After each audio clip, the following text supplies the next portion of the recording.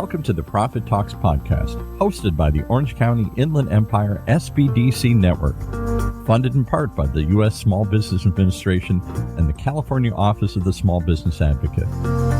This show is the go-to resource for business owners seeking empowerment, education, and resources to succeed.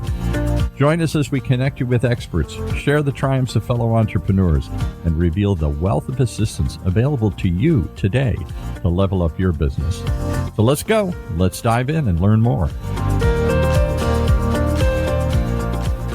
All right, I'm ready to learn a lot more about Visionaire Optometry Spa. I want to figure out what all that means and unpack it for you here as we bring in the owner of this business, and I'll let her introduce herself so I don't mess up her name here. Welcome. No worries. I'm Dr. Shaquille, and yes, it's pronounced like Shaquille O'Neal. I like to joke and say I'm just a lot shorter than him. Very easy to say it that way. So tell me your story. How did you get into this field, and how did you open this business?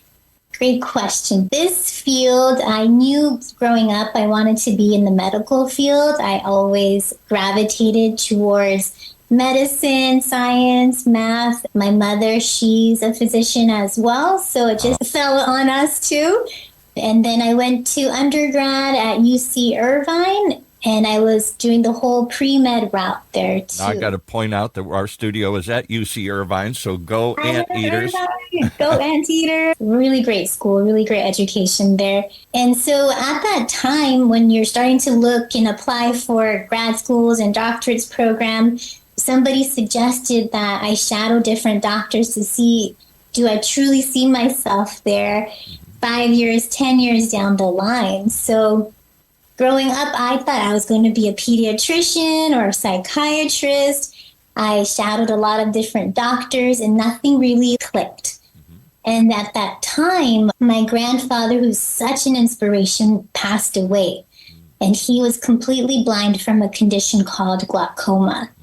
And to me, I started looking into becoming an eye doctor. I looked into ophthalmology. I have a great fear for blood and guts. And also, I wanted a better work-life balance. So I shadowed my optometrist as well. And my optometrist and all the other optometrists I shadowed, their personality was just amazing. Their work-life balance was amazing.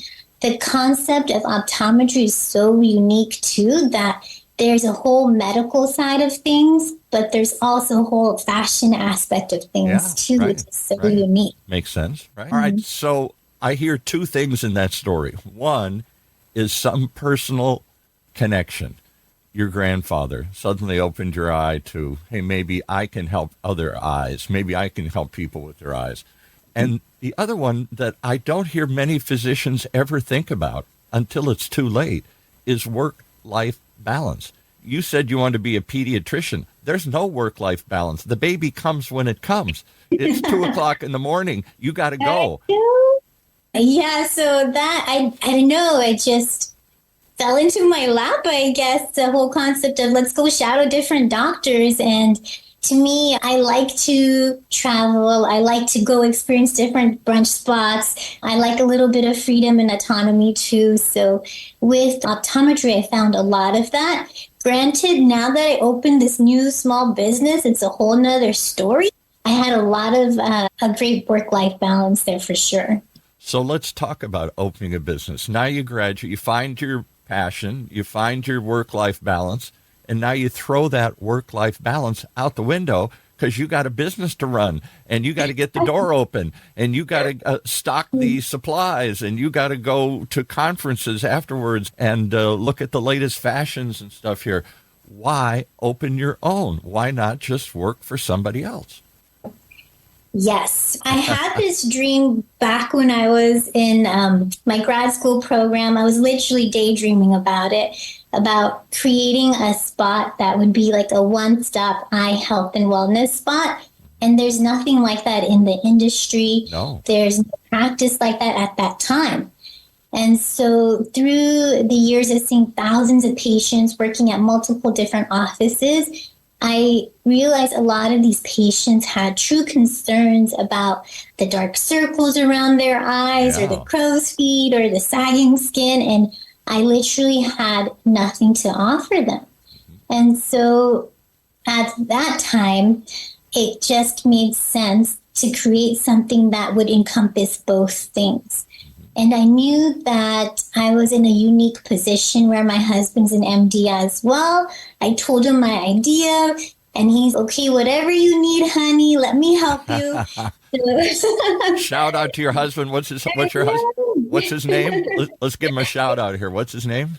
His name is Dr. Ansari, or Sean. Love him. Amazing guy. And so he started training in aesthetics and minimally invasive treatments. And it just made sense because the eyes are the first place to show signs of aging on our face. So it just made sense that all these patients were addressing these concerns to me. And it's also the first place that people look at when they're talking to you, too. Not only from a personal side that you're going to notice it, but other people looking out might start to notice that, too. So we created this spot where it's literally your one-stop eye health, wellness, and beauty spot. And we're able to address these concerns now, too, which is fantastic. I love the opportunity to have that option there. But at the end of the day, the practice is really more of the foundation is optometry and treating dry eye disease and syndrome, too. So let's talk about that a bit, because as you can tell, I wear glasses. I've worn glasses since I was in the 5th grade. And as I've gotten older, my eyes, they not only seem to change more often, but other changes I'm noticing, like dry eyes. I wake up in the morning and my eyes are very dry or very crusty. I found periodically more dark circles and stuff like that. And it starts to make me worry. I never think about my eye health. I think about my heart health. And I think about my lungs, and I think about all these other parts of my body. Why do we not think about our eyes and the health of our eyes? That never occurred to me when I was younger. That is so true, because the way we process our world, 80% of that comes through vision and our eyes. And so to me, I like to consider myself as a sight saver. There you go. I like that. The sight saver. We'll put that on your card. Sight saver. The sight saver. And as we age, we do start to see a lot of changes. But nowadays, we're seeing over 20 million Americans suffering with dry eye disease and syndrome. Just because of this whole screen culture that has come about. Exactly. I'm staring at a screen all the time, and that's why they got me to do blue in the lens or something to try and counteract some of that? Our biggest thing is we're one of the few in Inland Empire to actually treat and manage dry eye syndrome. Usually your eye doctor will be like, here's some over-the-counter drops, use these, good luck, see you in a year. Here we're a little different in the sense that it's so prevalent now, even in young patients as well as elder patients too, just because of that pandemic, the Zoom culture. Once we're done with our work from Zoom, we close the computer, and we're on our cell phone scrolling. Exactly. And so that screen time has been linked to chronic dry eyes over time because we're not blinking as much as we're supposed to. Ah, that makes sense. Okay. Yes. So it's been shown we blink 30 to 50% less when we're on a screen. And the way our tear glands work is they get activated by us blinking. So basically, I'm trying to blink more right now as we're talking. Okay, it's going to look strange. But little tip here. Just a little 1 second tip. But every 20 minutes when you're on the screen, you want to look 20 feet away for 20 seconds and make sure you're giving full, complete blinks. Because over time, I'm trying it as you're talking here. I'm trying. Super simple. Right. It will help prevent our tear glands from dying off, quote unquote, because over time, if we don't use it, we lose it. Yeah. And so our office is very unique in the sense that what we do, like when you go to the dentist, they do an x-ray of your teeth. We do a quote unquote x-ray of the tear glands in your eyes to see where you're at. Okay. And so we can gauge to see if there's any meibomian gland dysfunction or loss or quote unquote cavities going on. And what we like to do is help to slow down that progression and actually using some of the most advanced technology to help treat these conditions and slow down the progression. It's really an exciting field, and it's really growing and prevalent in our communities now too. The great news is we have a solution now for everybody too. So you have just opened my eyes to a whole new world. I have been to eye doctors, optometrists, my whole life. I go in, I have my eyes tested. Yes, they do the little pressure tests for glaucoma. I know that's something that can happen with your grandfather's Yolo, so you be aware of that. But other than that, all they do is say, can you see? Does this look okay? I like to call it the 1 and 2. Yeah, 1 and 2. Is it 1 and 2, 1 and 2? And then we dial it in as good as we can. And then he says goodbye, and I come back. I'm supposed to come back once a year, maybe every couple of years I come back. That's why you got to come to me, Paul. You're going to have a fun time. I'm telling you, I never think of any of this stuff here. So, yeah.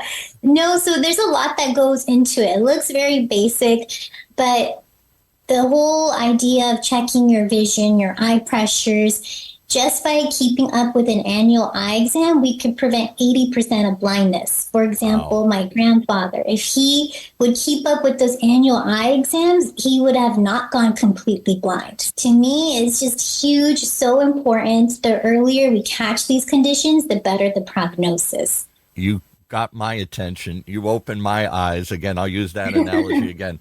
So what other things, why call it a spa?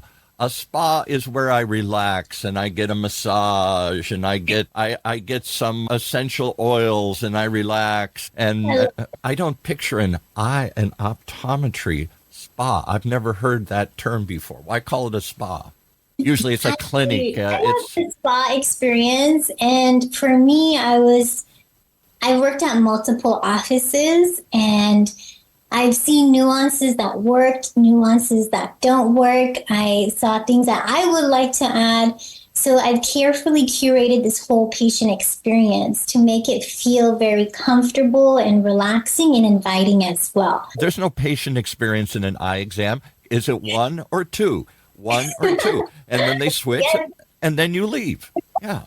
Then you leave, right? So there's so much more to that. And then as I was working over the past decade, seeing thousands of patients, I'm like, we're missing a lot of key elements here. That patient connection is so important. Yeah. Seeing the patient as a person as opposed to just a patient or a number. And so for me, I wanted to give that full experience there. As soon as our patients walk in our office, they're greeted by our receptionist. It's just a full of warmth that comes to you.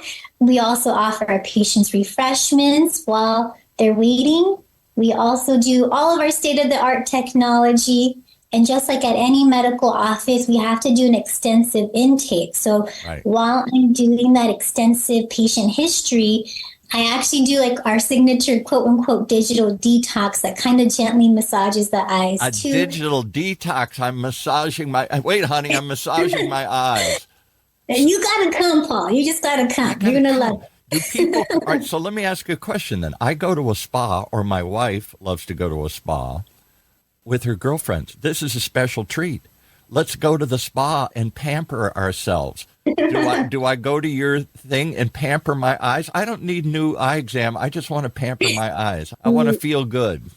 We could do that, yes, with our digital detox, just for you, Paul. I'm coming. We could do that. No, but the whole experience there is just, it's so inviting and comforting. And so even some of the patients that come through the door when they bring their kids, we have a few kids who come and they're like, we love this place. This is the cool doctor's office. Oh, my goodness. Kids never like going to the doctor, much less like a dentist or an eye doctor. Oh, yeah. They absolutely love it. They make themselves feel comfortable and at home. So that whole spa notion about comfort, relaxation, that's what we really, truly try to embody here. And also with a personalized, high-quality care as well. So I get why you put vision in an optometry spa or I always think of them as a clinic, but why are you, I thought that was clever that you're a visionaire.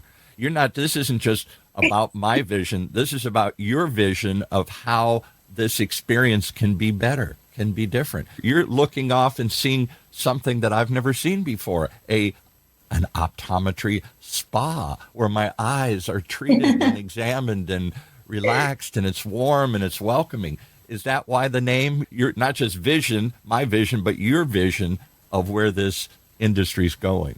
I would like to say yes. I feel like the whole experience is warm, welcoming, and relaxing. We also have our med spa aspect too, so that kind of links into the spa as well. I was going to ask that because it would seem if you've opened my eyes, if you've opened my awareness of taking care of my eyes, then I'm going to immediately go outside and say, what about these crow's feet? What about these spots? What about my skin? What about everything surrounding my eyes? So do you also get into that? Can I get? Yes, definitely. So we do, now that we have this whole med spa aspect, we can go ahead and help reduce crow's feet, reduce the dark circles, help improve the changes of the skin around the eyes too. And we do all non-invasive procedures. So it's a lot of fun. And then when you come into our office too, it just feels like a spa. We have a whole separate area where we do like our dry eye treatments, our med spa services too. It's a little bit more elevated compared to the other parts of the office. So it really truly feels like a separate spa area as well. And I have to thank a lot of that to my dad. He's an architect, so he helped design and bring that vision to fruition there too. Because I've never seen the combination of those two. There are lots of med spas more than ever popping up as we're trying to get more than just the basic health.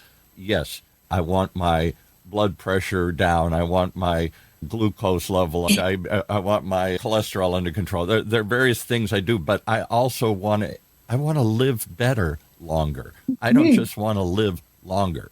I want to live better longer. So, and I'm more conscious of not just how I look, but how I feel. And that's really what the med spa experience is, I think. It's about making your life, trying to deal with these problems. Dry eye, it's a chronic condition. So most of us just go, live with it. And you're saying you don't have to live with it. We can make it better. We definitely, there's no real cure for dry eye syndrome. And there's so many different elements to it because there's so many different tear glands in our eyes. But we definitely try to help manage it with you. We definitely try to help improve your daily quality of life, like you mentioned. I like to consider it like our dry eye treatments, like Ozempic, quote unquote, where you get to where you want to be and then you maintain after that. So we try to help you get to where you want to be. What kinds of, we'll just talk quickly, what kinds of things can we do outside of your office? I saw somewhere that you can put a little mask on, a heated mask, and maybe that helps open your eye glands up. Or am I just falling for these tricks that they're trying to sell over the internet? Are there things that I can do other than drops? Are there things I can do to help my eyes? Definitely. So I love the basic 20-20-20 rule. I think that is so important while you are behind a screen. The other thing is hydration. So our body is 70% water. Our tears are 98% water. While we're not blinking, our tears are evaporating so quickly. So you want to definitely increase your hydration there too. The other thing is, yes, those warm compresses, I love them, but they need to be at a certain temperature and they need to be on your eyes for a certain amount of time, because what that essentially does, it helps to activate those oil glands that help to keep the tears on your eyes longer to give you better relief there too. No, it's not a hoax. It really works, but every patient is different. If you have what we call ocular rosacea and you're doing warm compresses, you're actually going to make it worse. So that's why you should go in with your optometrist and come up with a game plan with them too. They just don't talk about this. I go in, maybe because I go to the big chains. We all know about these big chains that are out there. I won't mention any of them, but they're at the mall. Maybe that's where you work, and you walk in and there's a long line of people, and the whole place is really about picking out your glasses. The optometrist is there so you don't have to leave. Here, let's get the prescription done right. And then the rest of the experience is all about trying on glasses. Nobody ever talks about a regimen for my eyes. They never talk to me about eye health. They talk to me about, can you see? Let's make sure you don't have something really bad like glaucoma or whatever, and then go pick out what you want. So let's talk about the fashion part of it here, because that's the fun part. Once you decide, nobody likes wearing glasses. I wish I didn't have to wear glasses, but I've worn them so long that if I'm going to have to put up with it, then I want to make it disappear. I want to make it fit my face. I want to do all these things. How do you handle the fashion aspect of it? How do you keep up to date with what's cool and what's current and offer people a full selection? So what we do, once we do our eye exams, we go ahead and pair you up with an optical stylist who already has an optical stylist. Okay, I've never heard of an optical stylist. I heard of Joe over here or Sue who will help you fit glasses and will tell you the price, but I never heard of a stylist. No, so our stylists are amazing. So they will look at your face, they'll recommend some pairs of glasses. You got to think of glasses as two things. One, it's a medical device that's going to help you see your world, process your world. And two, if it's going to be on your face, it better look cute and it better make sense on your face too. They also look at your personality. They see what you do for a living as well. Personality. What do you like to do? Are you a fun person or are you a serious person? Here, yeah, because then we can go two ways. We can either go very bold or we can go very subtle. And so for us, we don't try to impose too much on the patient. We let them guide us in where they want to go. And then we'll go ahead and say, okay, this will work best with your profession, or this will work best with your prescription. This kind of brings out your eyes a little bit better. This works with your skin tone a little better. So we do help with all of that too. And I actually have fun with that part as well. While I'm waiting around, I'll come out and help the patients too. Wow. So we all have a good time. I never see the doctor out of the back room. The doctor, he or she is back there. They do their thing. And then they send me to the sales portion.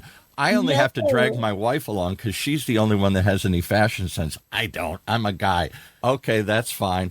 And don't get me wrong. We have a lot of husbands who come in, and I need my wife to come in to make the final word. Absolutely. So a lot of times they'll bring their wives in too. She's the one that's going to look at it all the time. She says, no way. No, we're not looking at that. Or that looks better. All right. So what is the new trends in eyewear? I like the rimless, minimal, but I see these people with back of these giant, heavy black glasses like I was forced to wear as a kid, and I guess I hated them because they stood out so much. But now that's cool. I see these people with these giant black glasses on.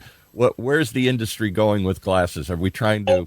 We're trying to hit it on the head. If you're gonna wear it, own it. And it's basically like a jewelry piece. That's a statement piece, and it's a little bit about you too.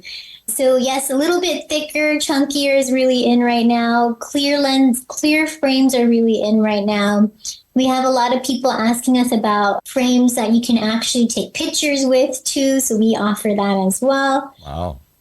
Yeah, so it's a huge range, and we have to be sensitive to the generations too, because certain generations will like a certain thing, certain generation will like another thing. Because if you're not comfortable in it and we're imposing this style on you, you're not going to wear it. So it has to make sense for you as a person. So let's look into the future. I'm hearing that glasses are going to be the cutting edge for the new virtual reality and augmented reality. My glass is going to have little displays in them that I can put up information, or it can project, I don't know, like military goggles where you have all this data around you and you can use it, or maybe it plays something, or maybe it's my interface to my computer. I hear the wildest thing. Are you guys ready for any of that here? This new world where the glass is more than just a medical device. It's a communications, it's an entertainment, it's some other. I think we're actually gearing towards that direction right now, too. With an example would be the Ray-Ban Meta frames. So they're actually gearing us towards that. I find that it's really fascinating that we're merging the two together. Yeah. And now we're merging, actually, I should say, a third element. With the computer is in my eyeglasses here now. So that's cool. How I can see stuff or communicate or move. Or I don't know how I feel about it, but it's here. So. Because wasn't it Google glasses that they were playing with for all? So Yeah, there was a Google glasses. You're right. There's the Meta frames too. And they're thinking coming out with a lot of different things. And they're thinking that eventually these heavy headsets that you wear for virtual reality will get shrunk down, and maybe even to the point where it's your glasses. Now, maybe it's a clunkier, chunkier set of glasses that has to contain all these circuits and stuff here.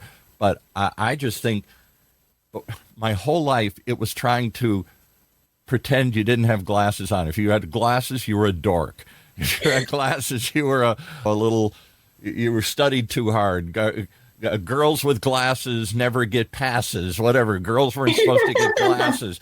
Guys weren't supposed to wear glasses. I heard that. Oh, yeah. That's so funny. So we're trying to hide glasses, and then for years it was all about wearing, what do you call them, contact lenses to pretend and everything. And that's still out there, but it seems like that just caused more problems than ever. People, they got stuck, they hurt, they dried. I never could get into contact lenses. It was just too much of a pain and too difficult. So I stuck with the old glasses, and now maybe I'm cool because maybe I can put other things into the glass to project into the world. Maybe having glasses will be the new cool thing. I think it is a cool thing because as soon as you put a pair of like really, I don't know, fashion forward Ray-Bans for me as a guy, you put Ray-Bans on. Yeah, like all of a sudden you just feel more confident. You look cooler too with sunglasses. So I do not think they make you look dorky. I think you look cool, Paul. Okay, that's what I'm fishing for compliments here today. That's all. All right. So if people, where are you located? I forgot to even ask. What city are you in? So we're located in Riverside, Woodcrest, Orangecrest area. We're on the 3rd floor of a medical building. Now, forgive me, but I don't picture Riverside as the center of cool culture. But I know it's changing. I know it's getting better. I know it's not just sleepy suburbia or it's. I see more and more cool, cutting-edge businesses happening. Boba shops and other weird things and stuff. And I'm like, in Riverside? Maybe in Irvine here, but in Riverside? Why Riverside? Riverside, I was born and raised in Inland Empire. Okay. I went to Irvine. I love Orange County, but all my family's in Inland Empire. And so to me, I wanted to create something nice for us too in Inland Empire area. A lot of my friends will come and they'll see the spot. They're like, this needs to be in Orange County, LA. Why did you build it here? I'm like, this is my community. I think we deserve nice things too. Like, why drive an hour away for these basic necessities that we need to? So how is Riverside, how long have you been open and how has it been accepted? So we've been open for almost a year now. And I think we're slowly growing traction. I'm not going to lie, I'm more of a clinician. I've been in a dark room with my patients for over a decade. And this whole business aspect of things I'm still learning every day. And so one key thing I've learned is that when they say you build it, they'll come. It's more like when you market it, they will come. Yes, right. Yeah, you can't throw the doors open and say, come on in. They're not waiting. I know. So how did you find the SBDC? This is the SBDC podcast, and we'd like to spend the last couple of minutes just talking about how you found them and how they've helped you. Yes. So I did have this dream of building a one-stop eye health and wellness spa, and this was over a decade ago. Right. And a few years ago, I was given the opportunity to look into purchasing a pre-existing practice and taking over that. Yeah. And for me, I did not know how to read financials or P&Ls. I didn't understand the numbers. And I'm one of the first in my family to do anything like this. So we reached out to the SBDC. They paired me with Hang, who is absolutely amazing. Let's give a shout out to your consultant. Who is your consultant? Hang. Okay. All right. From Orange County. So she's absolutely amazing. She was looking over my numbers and She was just like, Doc, I see you have this different Doc. vision. Did she call you the, hey, Doc? You have Yeah. this different vision. Like, you need to do something on your own. These numbers are not making sense. And at that time, I was stuck on acquiring that practice. And due to COVID, it fell through. So I put it back on hold. But once you have that entrepreneur mind, it's so hard to go back. Yeah. It is so hard. So she put it in my head, like, why don't you build your own thing? I was like, no. And then one day I just woke up and I was like, you know what? I'm just going to do this thing. And I think Hang has a huge integral part in that. And I think the SPD for that, they were there for our ribbon cutting as well. And it's a great resource and tool for anybody looking into opening up a business and not know where free. to start. People can't believe that you can have access to these kind of quality people who not just answer a couple questions for you, but can help you like a paid consultant, even though you're not paying for it. The government's paying for it.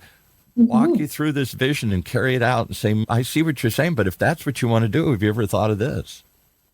No, definitely. And I felt like that resource has been so important into opening up a business, especially for somebody like me with no business experience or no backbone to fall on. So it was really huge to have that. No backbone. You got lots of backbone to do this in the first place here, but background. I have so much, and I'm so fortunate in terms of the support in my family, having my dad help with the build out, having my husband help with the med spa. It was just that whole financial part that was missing. Like, how do I read all these numbers? Because it is a business at the end of the day, and it's got to make sense. Dollars and cents. Do we sell more of this? Do we carry more of this? Are we efficiently using our staff and our resources? And do we need more space or less space? I'm learning that because I'm a universal healthcare type of girly. So my staff has to pull me back, and they're like, okay, we can't be giving everything for free. I'm like, but they're like, you got to pay our bills, docs. We've got to figure out what the market will bear and what the market needs. And you think everybody wants this, but they're really coming in and asking for this. And you're like, you don't need that. You need this. But you have to be sensitive to what the market's aware and open to. All right. I'm thrilled that you found your way, that you saw a path forward and you jumped. What would you say to other people who are afraid of jumping or thinking of jumping? Is it scary in the water, or come on in? Everybody should do this. So I feel like fear is always going to be there. It's just a matter of getting past that fear, knowing it's going to be in the back there, but still pushing forward is so important because everybody has that fear. It is not for the faint-hearted. There's been days where I have breakdowns, but then I have an amazing support. So as long as you have somebody to lean on or just a community or friends to be there for you, friends or family, go for it. And you have to be committed to it because it is the first thing every entrepreneur learns. Every entrepreneur learns, won't this be fun? I'll finally get to be my own boss. I'll finally get to do it my way. Yeah, but at a price. The price is it's coming out of your pocket. The price is you're on the line. And more importantly, you, at the end of the day, have to make sure it all happens. It doesn't just happen by itself. You don't just open the doors and people walk in. Yeah. It doesn't. And for me, I think that is one of the biggest things I'm learning. Every day I learn a little bit more, but I do have 2 little kids too. So I'm still trying to navigate that as well, because here I used to be working part-time, but now I'm working full-time and overtime. My little ones are like grabbing for my attention as soon as I come home. So I'm learning how to bring them into the business here. That's what I know my little one's like, I want to be an eye doctor. Yeah, like, exactly. Do it. Well, you've made eye doctors cool for me here. I'm going to have to check this thing out. A optometry spa. I have to keep looking at it because I got to look away every so often too. So it's an optometry spa. Wife, I think she will really love it too. Give me your location and website and all that, and tell us how they can find you. How do they find you? Sure. So we're located at 8876 Van Buren Boulevard, Suite 203, Riverside, California. And it's 203, but we're actually located on the 3rd floor. Ah, so people do tend to get lost. So 3rd floor. Our website is www.visionaireoptometryspa.com. And let's spell Visionaire, because that has a few other letters in there. Visionaire is V as in Victor, ISIONAIRE,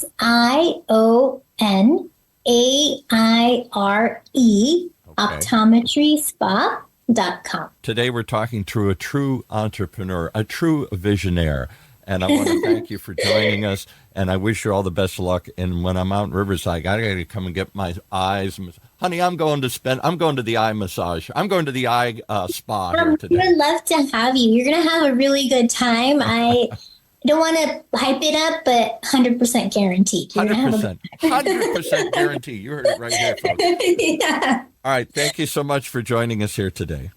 Thank you so much, Paul. I appreciate it. All right.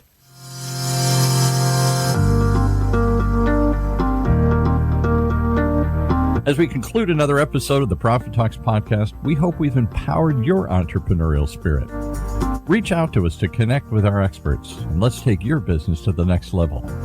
Keep those dreams alive, keep pushing forward, and stay tuned for more. And if you liked what you heard in today's podcast and you want your business to reach new heights, just contact us at profittalkspodcast.org or call us at 1-800-616-7232. That's 1-800-616-7232. So until next time, keep thriving.